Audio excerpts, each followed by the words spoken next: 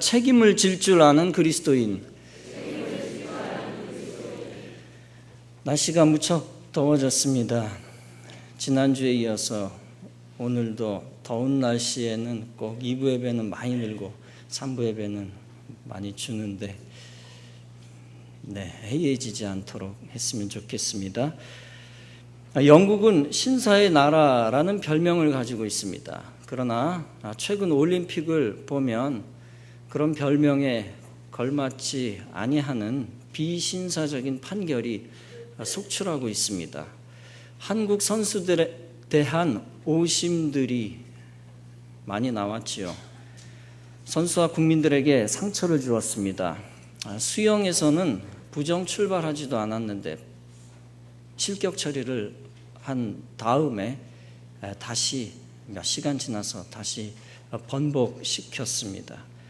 우리나라 유도 선수가 이겼는데도 일본 관중들이 야유를 하니까 심판들이 다시 모여서 번복하고 일본 선수가 이겼다고 판결을 내렸습니다. 우리나라 펜싱 선수가 다 이겼는데 경기가 끝났는데 심판이 1초 남았다고 우겨서 다시 경기를 붙였습니다. 그리고 그 1초도 다 지나고 승패가 갈렸는데도 상대방이 이겼다고 우겼습니다. 있을 수 없는 사기가 난무하는 부끄러운 올림픽 경기였습니다. 사기가 명백한 판결이라 상대방 선수들도 내가 이긴 게 아니라 졌다라고 고백을 했습니다. 심지어 당사자 국가도 틀린 판결이었다라고 양심 선언을 했습니다. 그럼에도 불구하고 애매한 상황 속에서는 집행부가 심판의 판결에 다 굴복하고 있습니다. 책임을 지지 않으려는 사악한 인간의 본성을 보여주고 있습니다. 런던 올림픽은 부정심판 사건들 때문에 결코 훌륭한 올림픽이었다라고 이야기할 수 없습니다. 물론 영국은 심판은 우리나라 사람이 아니기 때문에 책임이 없다라고 발뺌을 할지도 모릅니다. 그러나 영국 땅에서 벌어지고 있는 지구촌 행사는 영국이 책임져야 하는 것입니다. 감사하게도 축구 경기에서 8강전에서 우리나라가 오늘 새벽에 이겼다는 소식을 아침에 들었습니다. 승부차기 끝에 이겼는데 그 영국 팀은 우리나라는 고려조차 하지도 않고 앞으로 4강에서 브라질과 어떻게 싸울 것인가에만 몰두하고 있었어요. 그러다가 큰 코 다쳤습니다. 새벽에 축구 소식을 모르던 분에게 제가 광고를 하고 있습니다. 이 시대에는 책임지려고 하는 사람이나 단체나 국가가 많지 않습니다. 그것이 인간의 죄성과 깊은 관계가 있습니다. 특히 공권력이 책임을 지려 하지 않을 때 국민은 분노를 느낍니다. 책임을 떠넘기려 할 때 비겁한 사람이 됩니다. 작년 2011년 영국의 서리주와 켄트주 주민들은 경찰로부터 황당한 지시를 받았습니다. 창문의 철망을 제거하라. 도둑이 부상을 당할 수 있다.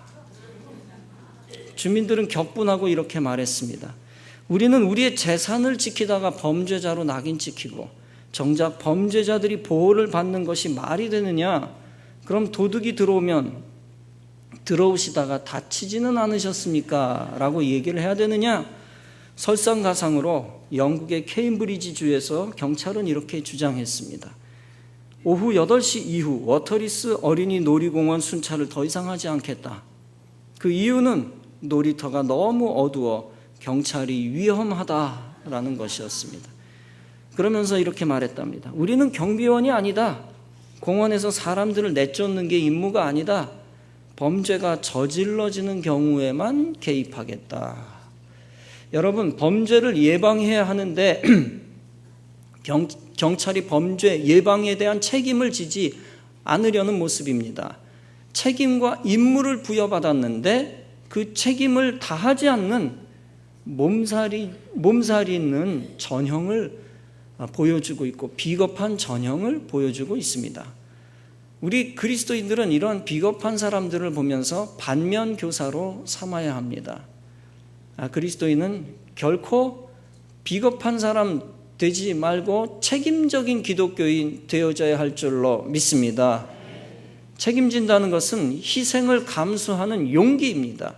책임진다는 것은 말로 끝내버리는 것이 아니라 몸으로 보여주고 행동으로 보여주는 것입니다. 요한일서 3장은 말씀합니다. 누가 이 세상 재물을 가지고 형제의 궁핍함을 보고도 도와줄 마음을 막으면 하나님의 사랑이 어찌 그 속에 거할까 보냐. 자녀들아, 우리가 말과 혀로만 사랑하지 말고 오직 행함과 진실함으로 하자. 이렇게 책임이란 비겁하지 않음을 보여주는 실제적인 행동입니다. 내가 기독교인이면 기독교인으로서의 책임이 있는 것입니다. 내가 남자면, 내가 여자면 남자로서 여자로서 책임이 있는 것이죠. 내가 군인이면 군인으로서, 정치인이면 정치인으로서 책임이 있습니다. 내가 부자면 부자로서 책임이 있고, 연예인이면 연예인으로서 일종의 공인으로서 책임이 있는 것이죠. 디트리히 보네포는 이렇게 말했습니다. 부요함은 축복이 아니라 책임이다. 부요함의 축복의 요소를 완전히 부정한다는 뜻이 아니라 책임적 요소가 더 크다는 것이죠. 오늘 본문은 책임 있는 자의 모습을 비유적으로 보여주고 있습니다. 여리고성 사람들이 엘리사에게 고합니다. 당신이 아시는 대로 이 성은 아름답지만 물이 좋지 않습니다. 그래서 열매가 익지 못하고 떨어집니다. 그때 엘리사가 명합니다. 소금을 가져와서 새 그릇에 담아 내게 가져오라. 엘리사는 물의 핵심 지역으로 가서 소금을 그 속에 던집니다. 그러면서 여호와의 말씀을 전합니다. 내가 이 물을 고쳤으니 이로조차 다시는 죽음이나 토산이 익지 못하고 떨어지는 일이 없을 것이다. 다시 말해서 죽음이 있지 않을 것이다. 그 토산물이 떨어져 버리는 일이 없을 것이다. 그래서 비로소 그 물이 엘리사의 말대로 기적이 일어나 고쳐졌습니다. 성도 여러분, 소금의 사명은 음식을 썩지 않게 하는 것입니다. 소금이 물에 들어갈 때 녹아 없어집니다. 그 대신 물 자체가 소금물이 되어 방부 역할을 합니다. 소금이 물에 녹듯이 소금과 같은 책임적인 인생은 몸살이지 않습니다. 자기가 맡은 책임 때문에 당당히 희생할 줄 압니다. 자식을 살리기 위해 당당히 소금처럼 녹아 희생합니다. 가정을 살리기 위해 당당히 소금처럼 녹아 희생합니다. 교회를 살리기 위해 소금처럼 사명을 감당합니다. 나는 죽고 너는 완전히 살아나리라. 이런 정신이 소금과 같은 책임감입니다. 이 책임감이 없기 때문에 수많은 사람들이 내 탓이다 라고 책임을 전가합니다. 너 때문에 불행해졌고, 너 때문에 망쳤다, 너 때문에 내 앞길이 막혔다라고 떠넘깁니다. 마치 아담이 하와에게 책임을 뒤집어 씌우는 것과 같습니다. 상사에게 떠넘기고, 부하에게 떠넘기고, 부모에게 떠넘기고, 조상 탓하고, 아내, 남편 탓합니다. 다 떠넘깁니다. 국민은 자기 잘못이 있어도 모든 책임을 다 정치인에게 돌리고, 정치인은 서로 또 다른 정치인이 잘못했다라고 책임을 인정하지 않습니다. 여러분, 도대체 책임지는 법이 없는 황당한 시대입니다. 국가에서, 사회에서, 사업장에서, 가정에서, 학교에서 나만 피해자다라고 우기는 시대입니다. 내가 해야 할 신앙적인, 양심적인 책임을 하나도 지지 않습니다. 하나님이 명하신 사명은 망각하고 내가 당장 혜택을 누리지 못한 것에만 집착합니다. 그리스도인들도 이런 모습에서 결코 자유롭지 않습니다.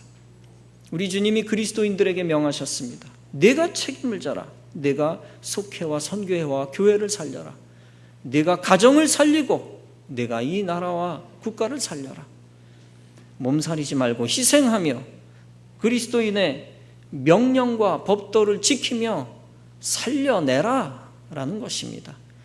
기독교인의 자존심을 가져라. 그리고 내 위치가 뭔지 알아차려라. 그리고 살려내라 하는 것입니다.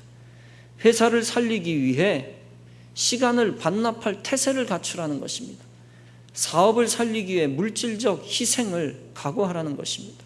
교회를 살리기 위해 임원으로서 직분자로서 속장과 선교회장으로서 몸을 불사르라는 것입니다. 가정을 살리기 위해 자기 권리를 주장하지 말고 녹아버려라 하는 것입니다. 베드로전서 5장은 말씀합니다. 맡기운 자들에게 주장하는 자세를 취하지 말고 오직 양무리의 본이 되라. 공동체 안에서 주장하는 자세는 책임질 줄 모르는 자세입니다. 소금과는 정반대, 절대 녹지 않겠다라는 무책임한 주장입니다. 오직 나의 주장을 접어놓을 줄 아는 자만이 소금입니다. 소금처럼 녹아 없어질 줄 아는 모습, 그 모든 것이 책임질 줄 아는 그리스도인의 모습입니다. 여러분, 직분을 받은 이유가 뭔데요? 리더가 된 이유가 뭔데요? 가정을 이룬 이유가 뭡니까? 더 많이 주장하기 위해서? 여러분 생각 속에 더 많은 사람들을 집어넣고 통제하기 위해서?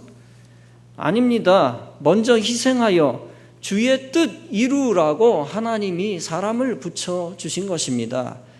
책임 있는 기독교인은 하나님 앞에서 자기 권리를 주장하지 않습니다. 오직 하나님 앞에서 자기가 해야 할, 사람들을 살려야 할 의무만을 생각합니다. 나에게 맡겨주신 사람들의 생명을 살리기 위한 의무만을 생각합니다. 고린도전서 9장은 말씀합니다. 그런즉 내 상이 무엇이냐? 내가 복음을 전할 때 값없이 전하고 복음으로 인하여 내게 있는 권을 다 쓰지 아니하는 이것이로다. 복음 증거는 사명의 가장 대표적인 케이스입니다. 그런데 사명자, 즉 하나님의 책임을 맡은 자는 어떻게 하라고 했습니까? 어떻게 할 때 하나님 가장 기뻐하시고 상 주신다고 했습니까? 내게 있는 권세와 권리를 다 사용하지 않는 이것이로다 라고 했습니다. 사명 타령하는 자가 사명 있는 자가 아니라 내게 있는 권을 쓰지 않는 자가 사명자라는 겁니다. 진정 하나님이 맡겨주신 사명을 하는 사람은 결코 자기 주장을 하지 않는다는 것입니다. 여러분, 공동체를 살리는 사람, 가정을 살리는 사람은 자기 주장하며 입을 여는 사람이 아닙니다. 오직 소금처럼 자기 주장을 완전히 제거하고 소금처럼 녹여버리고 하나님의 사명을 묵묵히 행사하는 사람입니다. 그가 진정한 사명자의 최고의 경지에 오른 사람입니다. 권리에는 전혀 집착하지 않고 의무만을 생각하는 사람입니다. 그런 사람이 나도 살리고 가정도 살리고 자식도 살리고 교인도 살리는 것입니다. 그런 책임 있는 멋있는 기독교인 되시기를 간절히 축원합니다. 아프리카 격언 가운데 코끼리는 코를 짐으로 여기지 않는다라고 했습니다. 앞에서도 얘기했다시피 영국이 신사나라답지 않은 참 형편없는 모습을 보여주고 있습니다. 책임, 의무 다 제껴버렸죠. 그러나 여러분, 영국에서 본받을 게 전혀 없는 것은 아닙니다. 그래도 균형 있게 또 장점 알려드릴 건 알려드려야죠. 영국 왕실에서는 아들을 똑같이 군대에 보냅니다. 전쟁 때도 앞장서 싸우게 합니다. 어떤 경우에는 공군 전투기 조종사로 싸웁니다. 그러다가 전사하는 경우도 있습니다. 그러면 국민들은 왕의 아들이나 대공의 아들이 전쟁 중에 죽었다라고 더욱 존경합니다. 그러면서 애국심을 키워나갑니다. 여러분, 누가 나라를 사랑하는 사람입니까?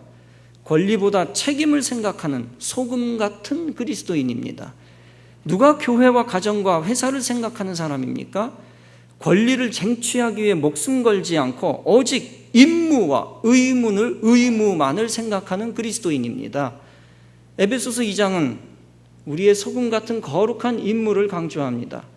우리는 그의 만드신 바라 그리스도 예수 안에서 선한 일을 위해 지으심을 받은 자니 이 일은 하나님이 전에 예비하사 우리로 그 가운데서 행하게 하려 하심이니라. 하나님이 선한 일을 이루기 위해 여러분들 이 나라에 보냈고 우리 교회에 보냈고 여러분의 가정에 보냈습니다. 그 뜻을 소금처럼 이루어 드려야만 합니다. 무책임하게 방치하고 떠나는 성도가 아니라 무책임하게 공동체를 무너뜨리고 공동체를 떠나는 성도가 아니라 책임 있게 주의 뜻 이루어 드려야 합니다. 여러분, 특히 여러분 주위의 사람이 영적으로 죽어갈 때 책임감 느껴야 합니다. 여러분 주위의 사람, 가족일 수도 있고요, 속도원일 수도 있고, 교회에 다니는 사람일 수도 있고, 여러분 옆에 있는 옆집에 사는 사람일 수도 있습니다. 나 때문에 죽어간다라고 강한 책임감을 느낄 것입니다. 나사로와 부자의 이야기를 잘 아십니다. 나사로는 거지로서 죽었지만 아브라함의 품에 들어갔습니다. 반면에 부자는 죽어 장사된 후에 음부에 들어갔습니다. 부자가 고통 중에 눈을 들어보니 아브라함과 나사로가 같이 있습니다. 부자가 간절히 부탁합니다. 아버지 아브라함이여, 나사로를 내 아버지 집에 보내소서. 이제는 죽고 나니까 책임감이 생겼나 봅니다. 내 형제 5이 있으니 그들에게 증거케 하여 그들로 이 고통받는 곳에 오지 않게 하소서. 그들이 직접 보면 회개할 겁니다. 여러분, 멸망받은 이 부자도 책임감을 가지고 얘기했는데, 가족의 영적 생명을 위해 부탁을 하고 있는데, 하물며 죽지 않고 살아있는 크리스찬인 신자인 우리들은 왜 그 부자보다 책임감이 떨어집니까? 영적 생명을 구하고자 하는 책임감을 다시 회복시키는 역사가 일어나야 할 줄로 믿습니다. 야곱의 아들 르우벤과 유다는 책임지는 말을 했습니다. 요셉이 형들에게 제안을 한 바가 있죠. 당신들이 베냐민을 데려오면 당신들이 스파이가 아님을 내가 인정해 주겠다. 그들이 야곱의 아버지에게 가서 아버지 야곱에게 가서 간청을 합니다. 베냐민을 데려가겠습니다. 그러나 야곱은 쉽게 내어주려 하지 않습니다. 눈에 넣어도 아프지 않은 자식을 왜 사지에다가 보내겠습니까? 그때 르우벤이 아버지에게 말합니다. 내가 그를 애굽에 데려갔다가 다시 데려오지 못하면 나의 2 아들을 차라리 죽이소서. 내가 반드시 그를 아버지에게 데리고 돌아오리이다. 유다도 아버지에게 말합니다. 베냐민을 나와 함께 보내시면 우리 모두 다 살고 죽지 않을 것입니다. 내가 그의 몸을 담보하리니 아버지께서 내 손에 그를 물으소서. 내가 만일 그를 아버지께 데려다가 아버지 앞에 두지 아니하면 내가 영원히 죄를 지리이다. 그들은 책임감 있는 강력한 사명을, 임무를 완수하고자 하는 결의를 다지고 있습니다. 주님이 주신 임무가 있다면 책임을 회피하지 말 것입니다. 책임을 다른 사람에게 떠넘기는 비겁한 행동을 하지 말 것입니다. 자기가 곤란한 순간 곤란한 상황을 모면하려고 거짓말로 둘러대는 거 버려야 될 것입니다. 의리를 저버리고 몸살이면 자존심을 다 버리게 되고 신앙도 내팽개치게 되고 또 양심도 쓰레기통에 넣게 됩니다. 의리를 잘 지켜야죠. 아브라함은 훌륭한 믿음의 사람이었습니다. 그러나 그는 한순간 무책임한 모습을 보여준 적도 있습니다. 애굽에서 자기 몸살이고 순간 덜컥 겁이 나서 사례를 누이다 라고 둘러댑니다. 하나님이 목숨을 살려주셨기에 망정이지 한심한 모습을 드러냈습니다. 의리가 전혀 없는 모습이죠. 아브라함의 잘못된 점도 우리는 보고 배워야 합니다. 나는 저렇게 비겁한 행동을 하지 말아야 되겠다. 죽어버리는 한이 있더라도 비겁한 행동을 하지 말아야 되겠다라고 결심해야 합니다. 창피한 마음 갖고 평생 죽을 때까지 살겠습니까? 차라리 의리를 지키고 자존심 지키고 차라리 목숨 거는 게 낫지요. 아브라함의 용감한 책임의식도 있기는 있습니다.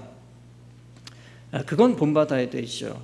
동맹한 네 왕이 소돔과 고모라의 모든 재물과 양식을 빼앗아갔습니다. 소돔에 거하는 아브라함의 조카 롯도 사로잡고 그 재물까지 노략질했습니다. 그러나 아브라함은 팔짱만 끼고 있지 않았습니다.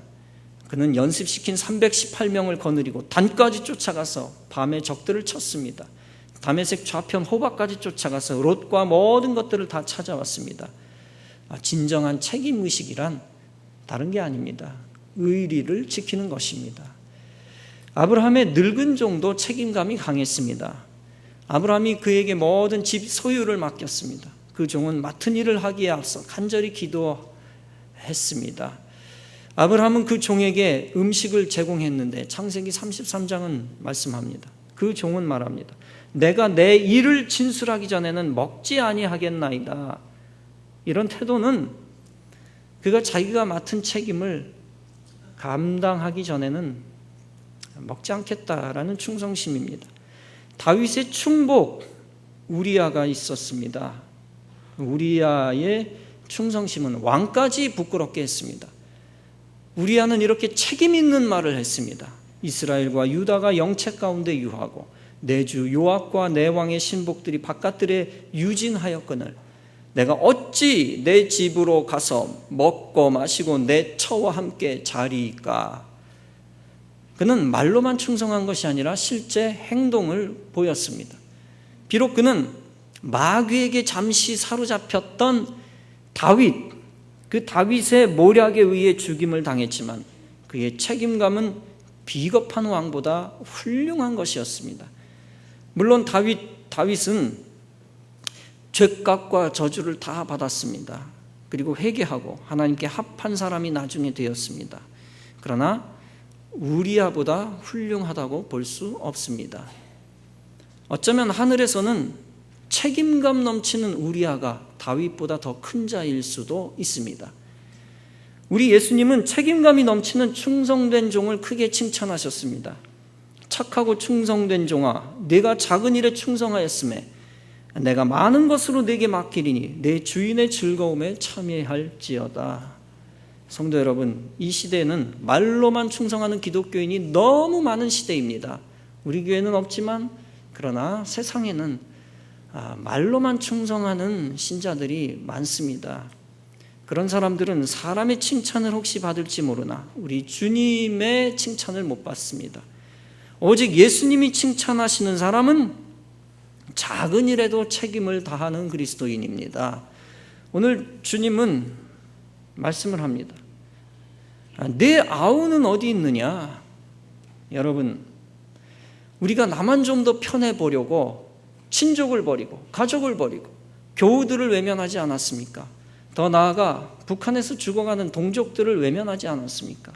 말로만 빛과 소금 되겠다고 고백하고 실제로 물에 녹아 없어지는 소금 되기를 거부하지 않았습니까?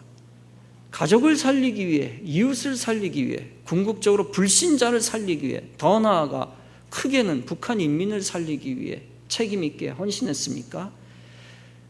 사탄이 좋아하는 일을 불길처럼 번지게 해놓고 평화 타령하면서 사탄과 범죄자들이 좋아하는 일을 삽시간에 번져놓게 해놓고 평화주의자인 척 비겁하지는 않았습니까?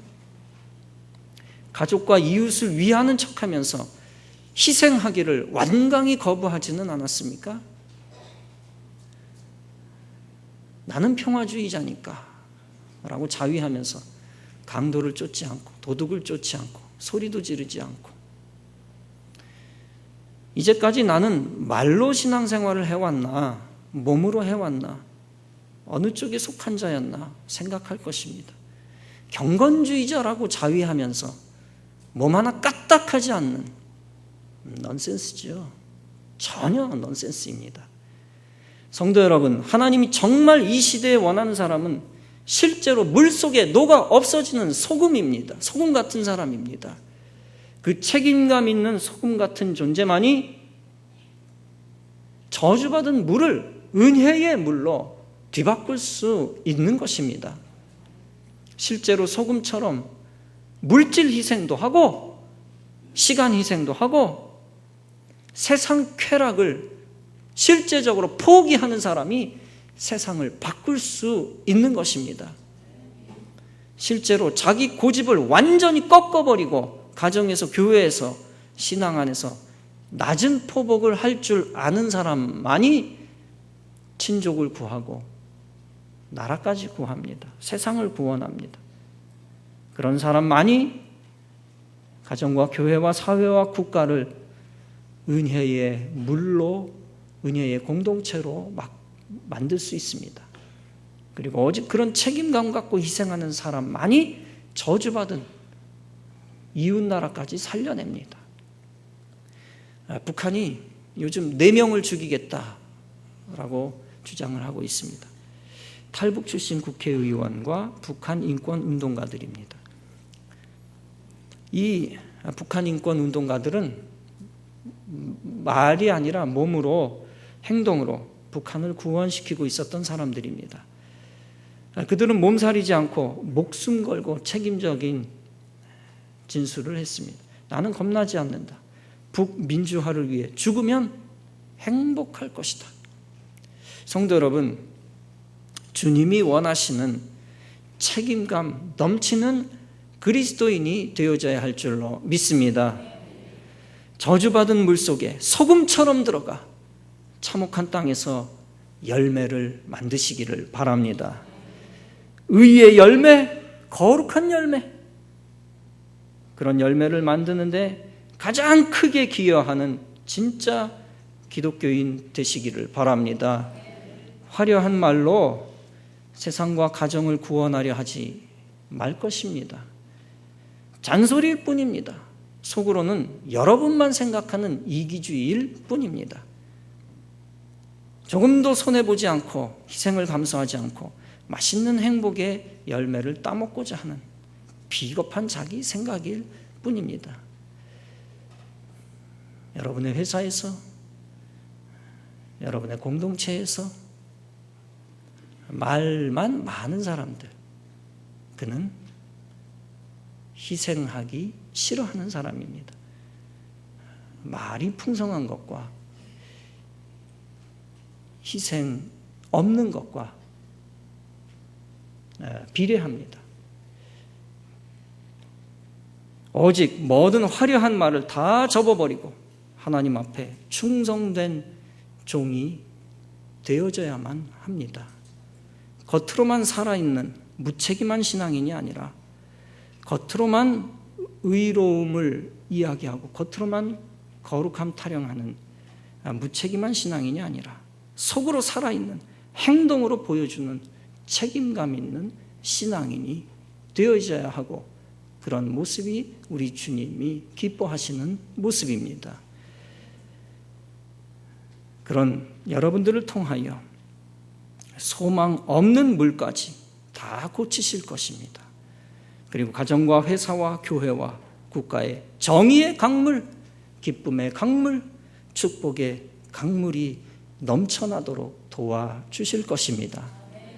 이러한 믿음 가지고 말로만 신앙생활했던 부끄러움을 다 청산해버리고 오직 몸으로만 신앙과 충성을 증명하는 책임 있는 하늘의 큰 사람 다 되어지시기를 주님의 이름으로 축원합니다.